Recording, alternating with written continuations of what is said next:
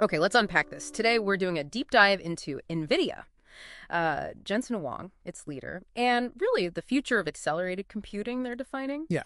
We want to look at how Nvidia went from, a graphics card company to this global AI leader. Right. The mission here is to understand the core strategies, maybe some surprising facts behind why they're so dominant and why it matters to you. And it's key to see it as more than just chips, right? This is about a really unique mix. Leadership, yes, but also tech foresight and actively shaping the market. Okay. It's foundational stuff they're building. Yeah. Infrastructure for what's next.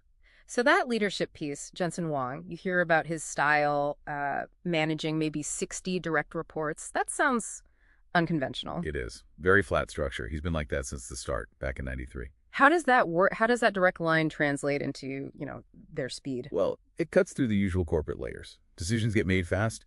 He stays incredibly close to the core projects. But the pivotal moment, the real game changer, that was CUDA back in 2006. CUDA, right. It wasn't just another product. It was this visionary pivot, a parallel computing platform that opened up GPUs for general tasks, not just graphic. Way ahead of the curve. Totally. And then boom, 2012, AlexNet happens, AI explodes, and suddenly everyone needs that GPU power CUDA had enabled years earlier. That early bet paid off massively. So CUDA becomes this software bedrock, Right. An ecosystem, right? Compilers, drivers, Yeah. APIs. And libraries, yeah. Like Shoeblaze for math, Yeah. CUDA for deep learning.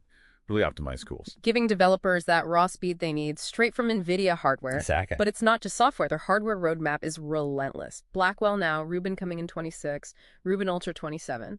And the performance jumps are staggering. Blackwell, like 50 times faster than the H100 in some cases? That pace is just furious. It really is. And that pace fuels CUDA. It's a self-reinforcing thing. How so?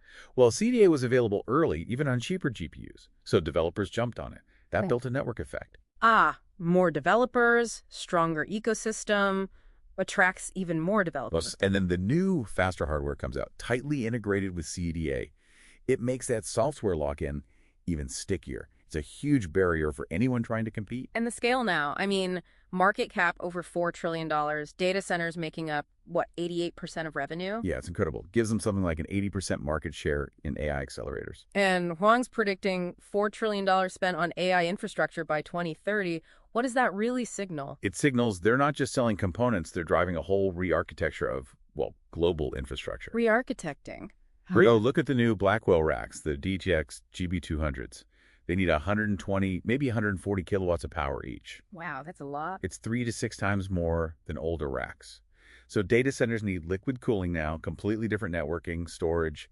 Everything has to be redesigned around Nvidia's gear. That's physical lock-in. Okay, but they do have competition. AMD's pushing hard, right? No. With MI300, more memory. They are. And Intel has Gaudi, focusing on maybe more affordable options. Plus, the big cloud guys, Amazon, Google, they're building their own chips too. So it's not a completely clear field. Not on hardware specs alone, no. But the real fight, it's the ecosystem. Switching away from CUDA is hard, expensive, painful. Right. And then there's the whole geopolitical angle. U.S.-China chip export controls. And the reliance on TSMC in Taiwan. Big risks there. Huge risks. But here's an interesting, maybe paradoxical effect, these restrictions.